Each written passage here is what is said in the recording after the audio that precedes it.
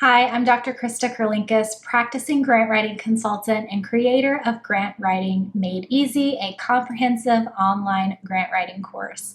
And today I want to talk to you about how to go beyond making sure you're grant eligible, but making sure you are qualified for the opportunities that you're applying for.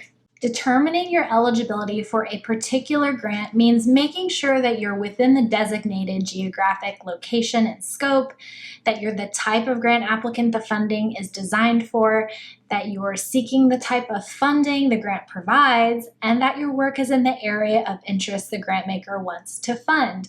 Now, if you're not sure what I'm talking about there, go back and watch my last video on how to know that you're eligible for a grant. But your work assessing whether a grant is a good fit or not doesn't stop there, unfortunately. Being qualified for a grant means that you have an above average chance of being awarded that grant. And ensuring that you're qualified for all of the grants that you're applied for will improve your chances of being awarded the funding and save you a lot of time and money. So what does being qualified actually entail? It means alignment between your work and the grant maker's priorities. It means understanding the big picture, and it means conducting an individual grantee comparison and analysis. Okay, so let's talk about that first one, alignment between your work and the grant maker's priorities. When you narrow your search on a grants database by searching area of interest, you're getting closer to finding opportunities that really align with your work. But I urge you to take it one step further. Just because a funder shows up when you search for environmental funding, it doesn't mean that they fund all environmental work. For example, they might focus on clean water only or protecting public lands. So once you find a grant maker who funds work within your general area of interest, then find out if their specific funding priorities also align with your work. Sometimes you can do this by visiting the funder's website, but many smaller foundations either don't have a website or they don't have a list of prior grants awarded on their website. In that case, you can turn to their previous year's 990s, either on the IRS 990 site or 990 Finder. And then you can see what types of projects they funded or what types of projects they really focused on. So do a little bit of digging. So let's say that you are an animal rescue organization and you want to apply with this environmental funder. And when you look, they have funded 100 different organizations, most of them focusing on environmental advocacy, and only like 5 of them focusing on animal rescue. In that case, that might not be the best fit, and I urge you to dig a little bit deeper. Now let's talk about assessing grant qualification based on the big picture. Once you're certain your work and the grant maker's priorities very closely align, your research continues. Even though a funder's profile on a grants database might indicate that they give nationally, it's possible that 90% of their awards are made to organizations just based in one state. So in that case, if you have limited resources for applying to grants, don't go out on a limb hoping that this one organization that mostly funds to maybe New York or New York City, but has a sprinkling of grant awards in other locations in the country, don't assume that it's going to be a great fit for you. I would absolutely reach out to the grant maker if it's allowed and find out if you should spend your time applying. Generally, they will give you a good indication of whether it is. Now again, to find the information on who they have made these awards to in the past and where they're located, that is all going to be on the Foundation's 990.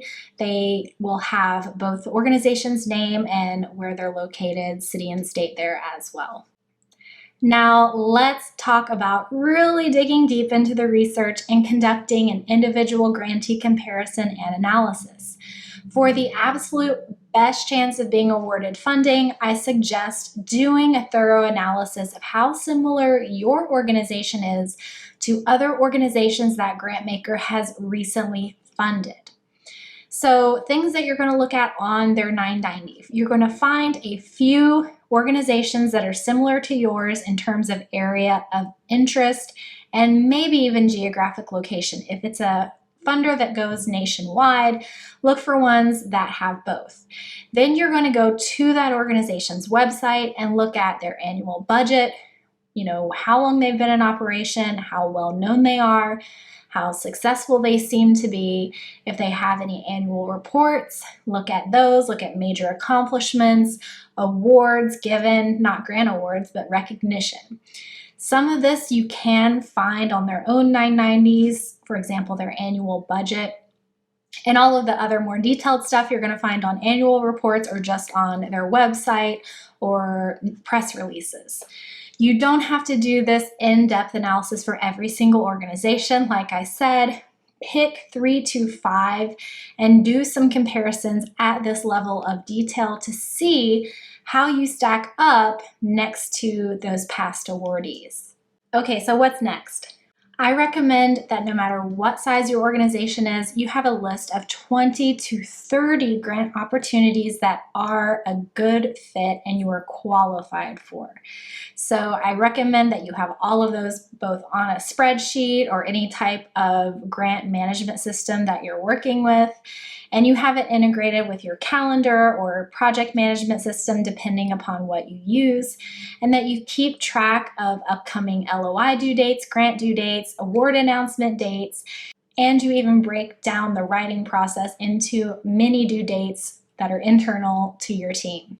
Now, if this is something that you need help with, that you need some more instruction and templates, I give you all of that inside of my comprehensive grant writing course, Grant Writing Made Easy. It's all online, it's all self-paced, and it is super affordable for small nonprofits.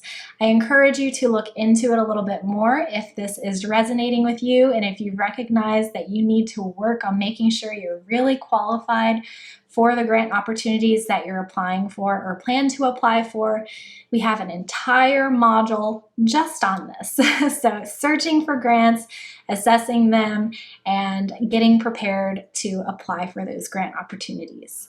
All right, that is it for now. Thank you so much for joining me, and I wish you the best of luck, and I hope to see you inside of Grant Writing Made Easy.